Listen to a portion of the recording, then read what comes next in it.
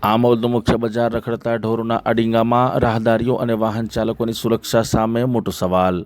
આમોદનું મુખ્ય બજાર જ્યાં દિવસભર હજારો લોકોની અવરજવર રહે છે, વેપારીઓ ધંધો કરે છે અને વાહન ચાલકો સતત પસાર થાય છે, પરંતુ આજ ધમધમતા બજારમાં હાલ રખડતા ઢોરોનો ત્રાસ ગંભીર સમસ્યા બની રહ્યો છે। બજારના જાહેર રસ્તાઓ પર રખડતા ઢોરો બેફામ રીતે અડીંગો જમાવીને બેઠેલા જોવા મળે છે।